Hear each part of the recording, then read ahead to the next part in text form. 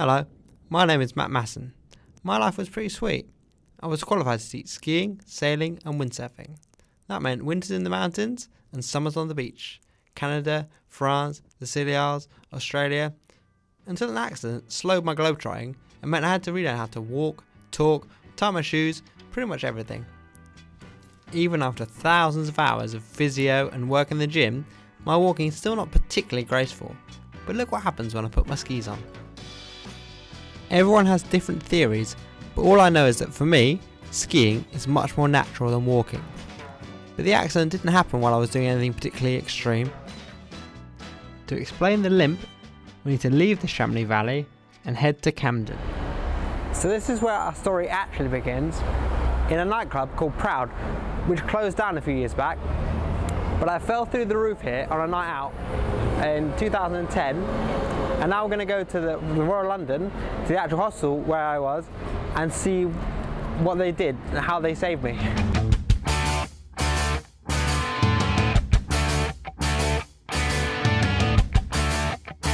So after 45 minutes in London public transport, we're finally here at the Royal London. We're here to meet Frank Chege, who's the patient liaison here, and he's going to tell us how things hopefully went a bit quicker on the night. So the 999 call, activation call, came in at 1:30 in the morning. The air ambulance team that night were activated at 1:32. We don't fly at night, mainly because of the dangers of landing in London in an urban area. So the team operate in a car. They arrived at the scene with you at 1:43 in the morning, and then they were told that you'd fallen 2 to 3 floors, and you were found unconscious, face down. By the time the air ambulance team got there, the London ambulance paramedics were already with you. They had turned you around, and what the team, when they assessed you, found is that you were obviously unconscious, deeply unconscious. Your airway was partially blocked, and you weren't breathing very well. It's very obvious that you had a head injury. So they then proceeded to treat you, and the treatment that they gave you was to give you a general anesthetic like you would have if you went to theatre, and they did that at 1:55 in the morning. So you had a general anesthetic 12 minutes after they arrived, and left the scene at 20 minutes past 2. They got to the Royal London Hospital at 2:33 in the morning. So the whole incident, from the 999 call coming in to you being in hospital, all took 1 hour. Back in Chichester, my parents were blissfully unaware as they were getting ready for Christmas. Your dad and I were just about to go off into Chichester to do some shopping, and just before we left I picked up my mobile phone and I saw that I had got 35 missed calls, all in the early hours of the morning, which was slightly unusual to say the least. And then it rang, and it was the voicemail service, and it was a message from the Royal London Hospital saying they had to speak to us about our son. And having 2 sons, I didn't know which one it was, but Dad phoned and we discovered that it was you, and you were in intensive care and stable, and could we get there as quickly as possible. And so we set off for Whitechapel. Your mates from the night before were all standing around looking very worried, and they had warned us you were in a pretty bad way. So we went through to the intensive care unit, and there you were, lying there with I don't know how many wires and tubes going in and out of you, and machines beeping, and we were told you'd had a traumatic brain injury. You'd fallen from a height, and that was about all they could tell us. They said they'd done a scan and your brain was a mess, bruised and bloody, and we just have to wait and see what happened. And so you were 2 weeks in intensive care while I waited for your brain pressures to settle down, because you had like this bolt thing which was measuring the pressure of your brain against your skull. And after 2 weeks they did settle, and then you were moved to high dependency unit because we were told there was nothing more they could do for you. It was just a matter of waiting to see if you'd ever wake up, which was not great. And so that's the story of your first 6 weeks. Growing up in Switzerland, skiing has always been a huge part of my life. I don't think I was that bothered that I couldn't walk or talk. I knew what I really wanted to get back to. When you started showing little signs of awareness was after, because it took a long time to get in contact with your ski friends, and your pal Ben came down while you were in the high dependency unit already and showed you the movie Claim, which was one of your favourite ski movies at the time. And I don't know if it's that made you decide to start waking up, but that's when you first started showing the first glimmerings. When you first went to Chichester, you still couldn't speak, but after a few days you did speak, and I think one of your first things you said was, "I want to ski." By skiing, I don't really mean snowplows and green slopes. I've watched thousands of movies where free skiers flip, grab and slide all over the mountain. One of my favourites is Jakob Wester. My friend Rich contacted him to see if he'd send something to a bedridden fan. You'd got no short-term memory at that stage, so whenever anybody went past your bed, regardless of how many times you'd already seen them that day, you would insist on showing them the photo, which was probably slightly annoying, but I think few people in St Regis Hospital probably knew who Jakob Wester was after that. We were watching sort of cool runnings every day, about 10 times a day, and various ski movies, and then one day you told me about C.R. Johnson. I was never actually worried about my own recovery because I already knew about CR, a pioneer in free skiing who suffered his injury while filming in 2005. I chose to adopt his philosophy. About a year ago, I sustained a traumatic brain injury and spent a month in the hospital, and the first 2 weeks of that were in an induced coma. When I woke up from that, I was entirely paralyzed. All I had was the movement of my eyes. So I started by relearning how to swallow so that I could eat, and relearning how to use my vocal cords so I could speak, then relearning to use my arms and use my legs, and then relearning to walk, relearning everything, literally everything.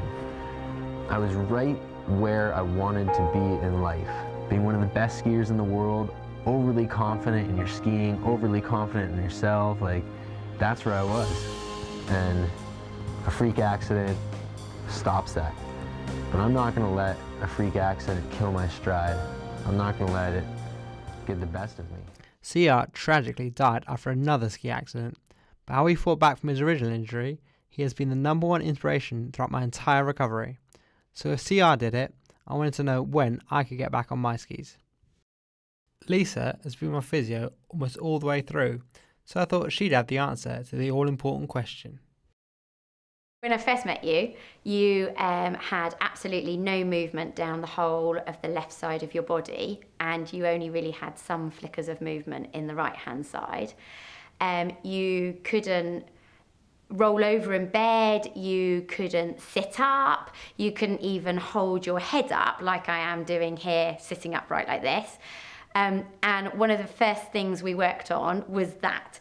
So we had you sitting on the edge of our plinth in the gym, and we were working on, we call it your sitting balance, but could you just be able to sit there and maintain your balance? And that was probably the very first time you asked me if you were ever going to be able to ski again. Bearing in mind this is probably about 8 weeks after your accident. And so I said to you that I didn't know. I think I probably thought in my head, maybe unlikely. We decided that you were going to get back on skis whether we liked it or not. Unfortunately, Lisa had a friend who was married to a ski instructor, and so a year and a day after your accident, Lisa drove with us up to Milton Keynes, and we met Gavin, and she and Gavin sort of skied alongside you, and you went up and down the little button lift for about an hour, which was a huge achievement for you at that stage. And ever since then you've been telling everyone how you can actually ski better than you can walk. It's easier for you. So not everyone knew it was possible, but I wanted to get back on real snow. Nothing extreme. I had to restart my skiing right at the beginning. To do that, I was going to need to have lessons with Magali, the instructor who actually taught me as a kid. But what did she think when I asked her for lessons more than 20 years after the first one? I was just thinking what I'm going to do with this guy. He can't walk and he wants to ski. He's crazy. It was really hard work because I thought he's going to go back to hospital because of me. But at the end, it was much better skiing than walking. So it was great. My recovery wasn't just skiing, it was all about goals. My first goal was to walk unaided for 300 metres to carry the Olympic torch in July 2012. I walked a little bit further in 2014 when I walked the Amsterdam Marathon.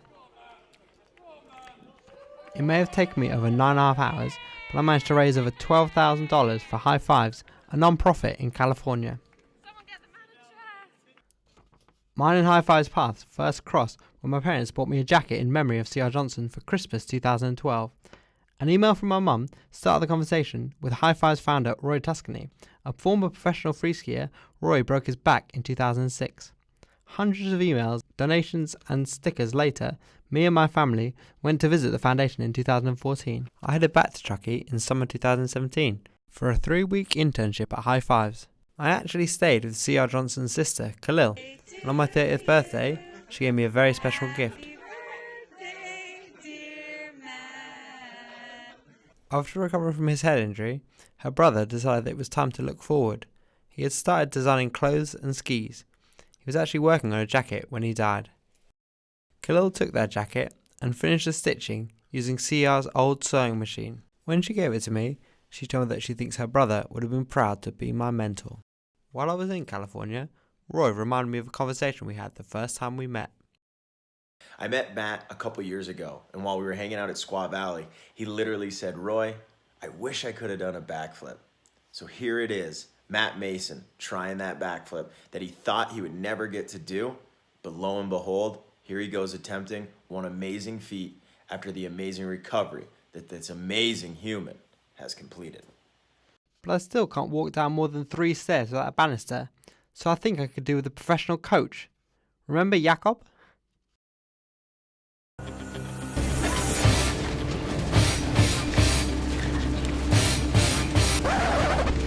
Sorry, wrong movie. Jakob now lives in Chamonix, so he was more than happy to help a guy who can't walk properly to do a backflip. Not wanting to spend another 6 months in hospital, this time I'll be landing on an airbag. I first met Jakob at a ski competition in London in October 2011. I was still using the walking frame then, but he was the only person who agreed with me on one thing. Like, skiing's just sliding. It's easier than walking. And yeah, it's been 8 years and it's so cool to see him here on the hill.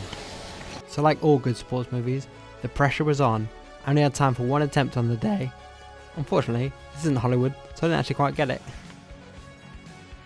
Backflips it's a hard mental barrier to overcome, to like go over backwards like that. And you committed to it. You grabbed your knees and you looked back and you're like, got halfway there. But like, at least you didn't just stop. So the next one you'll get. So I guess that's a wrap. Yeah. Well, the funny thing, we're just talking about this on the chairlift, that Matt only made it around to his head, sort of, but I mean, I basically had to huck as hard as I could to get around to my feet. It was actually almost easier to get around in the piste than on the jump, so I think you did a really good job. But yeah, and the whole thing, just out there skiing, doing stupid things with friends and stuff, so That's what it's all about. So I might have to wait until next winter for my first backflip. Just another goal to be ticked off. But I know how lucky I am to be able to even attempt it. It's been a pretty interesting last 8 years, but I have proved one thing. It'll take more than a coma to wipe the smile off my face.